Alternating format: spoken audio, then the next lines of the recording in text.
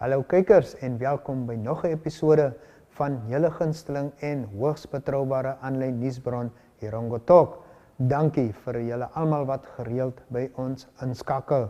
Ons bring vir julle nuus, die weer en vertel ook vir julle waar die vis heel mondelik gaan byt.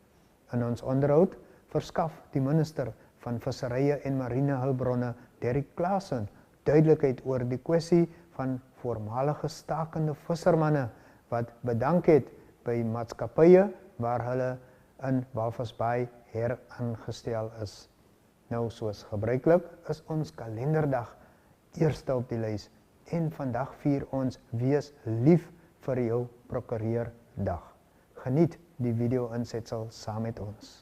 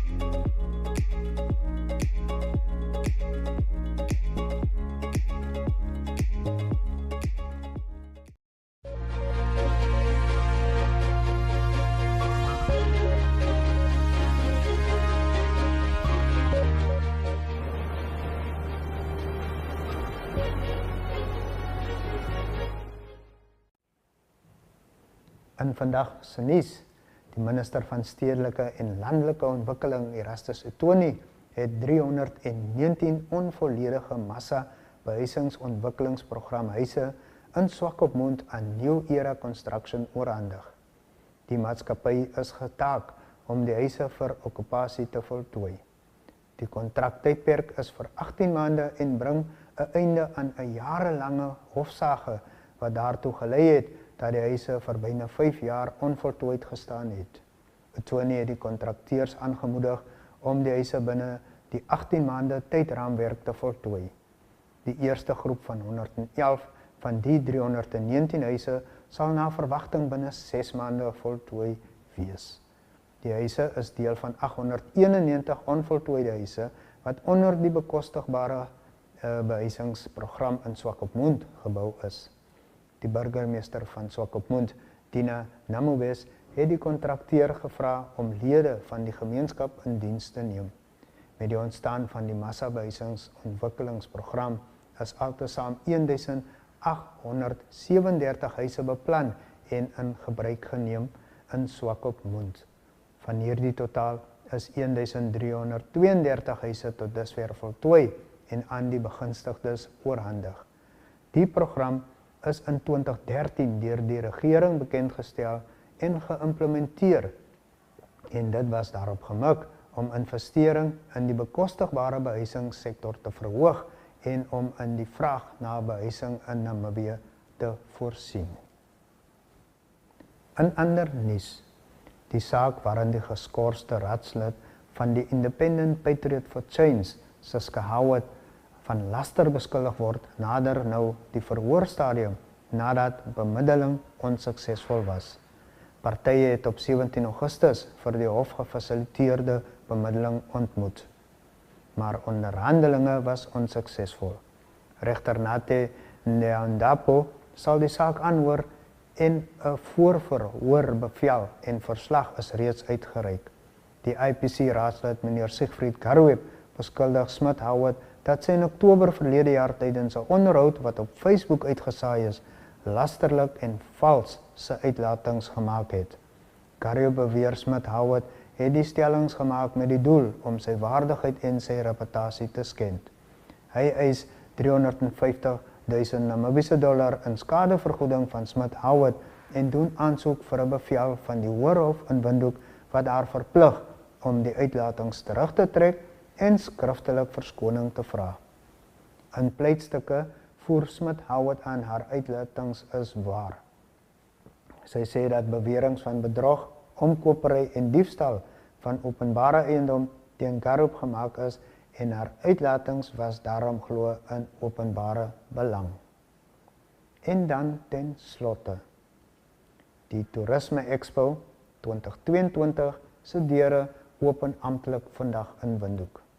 Die doel van vanjaar se expo is om streektoerisme te bevorder.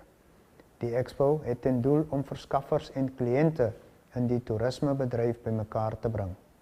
Dit is die rede hoekom nie net die gasvryheidsbedryf by die toerismeskou verteenwoordig word nie, maar ook verskaffers van verskeie alkoholiese produkte.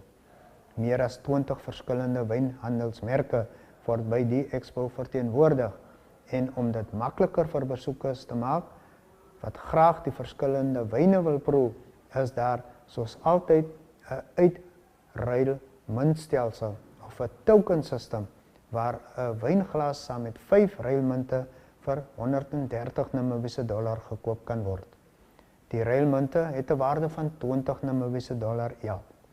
Natuurlik kan meer ruilmunte gekoop word om by die wynstalletjies te gebruik, waar soms ook jenever en whisky te koop aangebied sal word.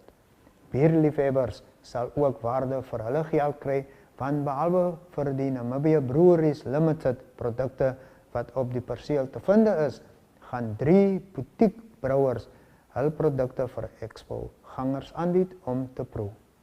Meer inligting oor die daaglikse programme sal in die komende dae verskaf word. En daarmee kom ons dan aan die einde van vandag se nuus.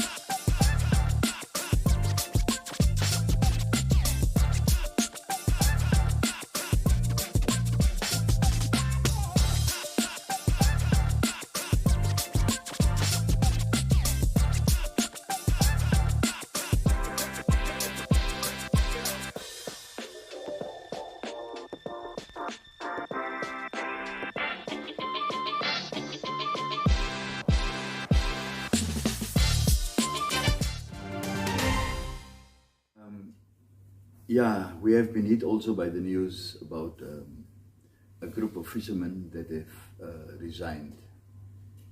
Now, as we are all fully aware that in 2015 there was the strike of the fishermen where they lose their jobs. And for 5 years, these people were without any income. The Ministry of Fisheries went to Cabinet and deliberated in Cabinet on this matter, and it was quite clear that the Cabinet resolution was that the Ministry of Fisheries, Marine Resources, as well as Ministry of Labour and the Office of the Governor, we need to work together to see how we can mitigate the situation of these fishermen. These parties came up with an agreement to say that when they went to Cabinet, to say to Cabinet, okay, that the governmental objective quota can be used to employ these people. Then the ministry went out on an expression of interest whereby many companies applied to the ministry to say we are willing to take up these people for employment in our companies. But they need to be right holders. These companies that did the request or the application to the ministry. The ministry then went into agreements with certain companies, and these agreements were signed, and these companies took the employment up with these people. I need to say that some of these companies, they fully employed all of these people. Because something that they need to put straight is that these fishermen, before the strike, they worked on companies where they went to sea. Some of them were in factories and some went to sea. They were fishermen working on boats. Now, after the strike was declared illegal and so on, then these people were fired from the respective companies they worked for. And these companies employed new people in the position of these people. So the positions which they held became no more for them. So when we went into agreements with fishing companies, there was no sites for them at sea and so on. So we have to look that these people need to be employed, and that is whereby the agreement was at least a minimum of $4,000 need to be paid to each and every one of these employees. Some were lucky and they were taken. The companies that took them in, they could go to sea, and some of them is like on a revolving matter that when their job is becoming available at sea, they can then be employed. Others were taken up in factories. Others were getting different jobs, but as long as they are employed at that specific company. Well, some companies, they had serious plans. They wanted to acquire boats. They want to buy factories and so on. But unfortunately, the war broke out in Ukraine, which nobody foresees. And this specific company where the resignations took place, they wanted to acquire some boats from Russia. And they also wanted to go in partnership with a factory and so on to employ these people, but their plans didn't work out. So these people stayed at home for this past 2 years. They received their money, and for them they felt, for the workers it felt, but we are being exploited. Quota is being given for us to be employed, but we are not physically employed. I categorically have to state to you, my dear media members, that the quotas was not given to the individual workers. The quota was given to the company. And the company went into an agreement with the Ministry of Fisheries and Ministry of Labor. So that agreement was to employ X amount of workers and to give them X amount of money. And of course, if these workers goes to sea, then they will earn more money than they sit at home, where they will just get like a retainer or a basic. So that is unforeseen what has happened. And after I made my speech in cabinet or in parliament, everybody heard it.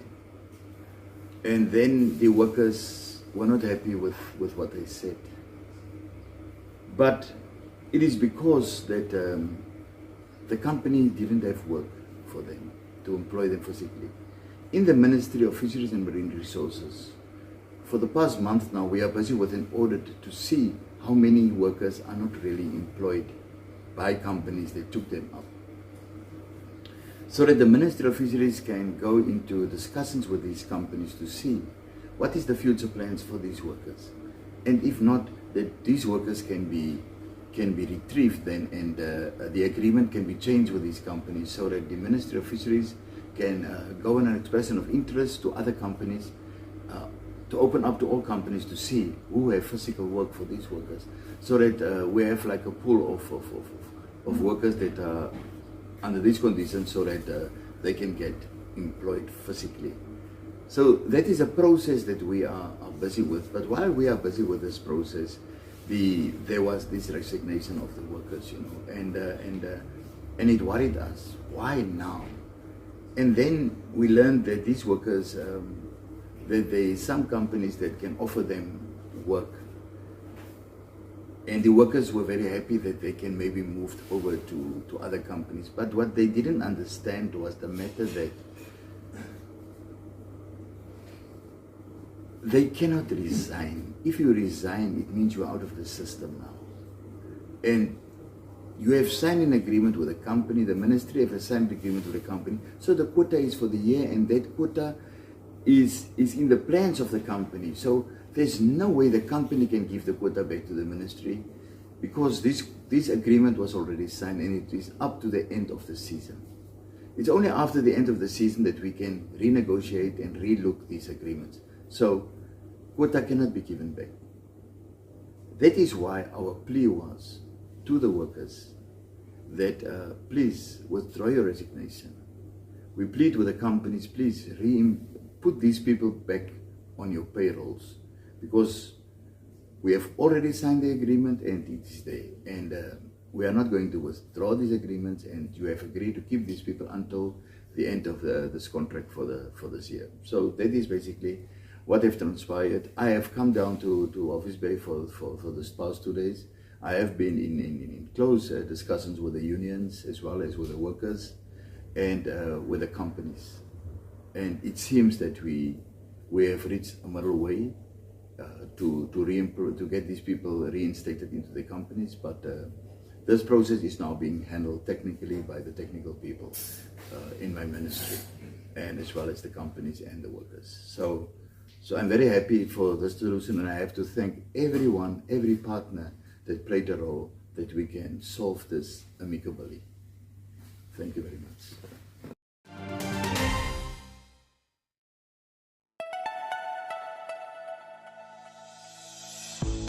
Erongo Talk brings you community news in the Erongo region. Erongo Talk aims to reach coastal residents, keeping them updated on what's happening in their community. This show is broadcasted on NTV, 102.com, and cross-shared on the following Facebook platforms: Erongo, The Republican, Algemene Zeitung, Namibian Sun, and Namibia Media Holdings.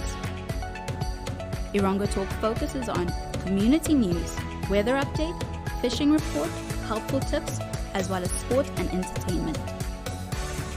For news-related or advertising queries, contact Erongo Talk at synergy.com.na. Erongo Talk, our community, your news.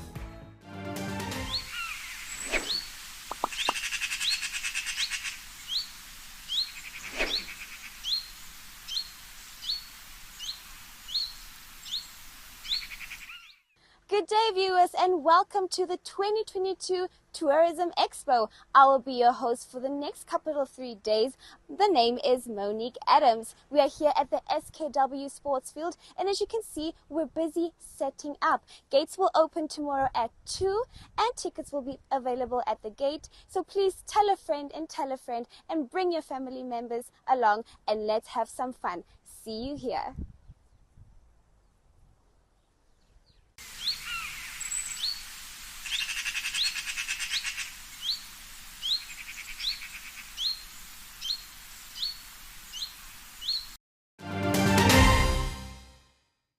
Some big blacktails were caught all around the Swakopmund angling areas. Fewer galjoen were hooked, but that was to be expected with slightly warmer waters hitting our shores. Pen-sized cod were also taking the bait. Calmer waters are to be expected, and thus some better fishing. The shark anglers have had their hands full though. Bronzies, spotties and cow sharks were plentiful. On a single day, Captain Zaki Knuffel from the ski boat Heidi managed to catch 40 cow sharks and 3 bronzies. He said they used mackerel and mullet as bait. From a ski boat, one can fish slightly differently for sharks than from the shore. One can use a balloon that's tied to the line to keep either live bait or cut bait from the bottom of the ocean. Sharks swim in every water column. So on this day, Zaki knew they were in the upper water column. According to Louis Fanau, the fishing was tough the past weekend at the annual Simon corporate fishing event. His team came in second overall, and they caught some cod weighing up to 7 kilograms, which was the second heaviest for the tournament. They also reeled in the third heaviest galjoen. They fished the mile 106 area and landed the bigger cod late in the afternoon. One team was apparently disqualified for breaking the rules. Now Grumpy says he is a stern believer in good ethics, so he commended the officials for keeping the competition clean and fair. The snook seemed to have disappeared for now, but the ski boat anglers are getting some cod and blacktail, especially in the mile 6 area and close to the pump station. Grumpy says he is keeping his fingers crossed that the bigger COP will arrive soon. You can visit our website www.erongo.com.na for your tides. Until our next report, we say tight lines. The Evening Review is a daily interview-based talk show that dissects and expounds on current affairs as they occur in Namibia. The show aims at reaching Namibians of all age groups who seek better understanding of the state of current affairs in the country. This show is broadcasted on NTV, 1up2.com and cross-shared on the following Facebook platforms: Namibian Sun and Namibia Media Holdings. The Evening Review focuses on interviews, latest news and up-to-the-minute current events. Contact Evening at synergy.com.na.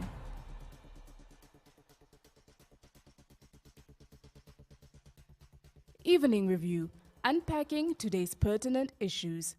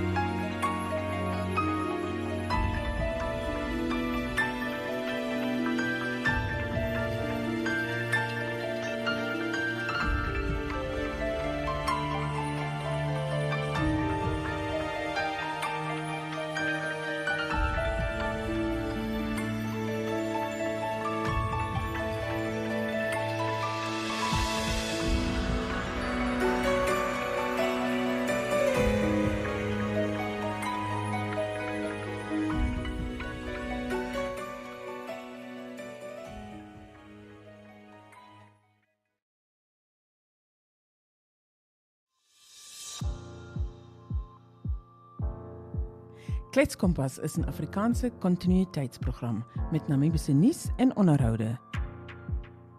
Kletskompas streef om die hart van die Afrikaanssprekende gemeenskap te bereik. Nuwe episodes van die program word elke weekdag op NTV, 1up2.com en op Republikeinse Facebook-platform uitgesaai.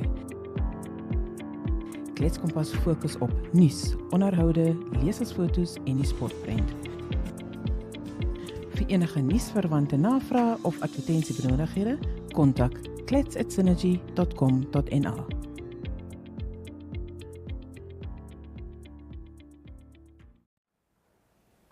Kykers, ons het aan die einde van vandag se program gekom en sê dankie vir julle wat gereeld by ons inskakel.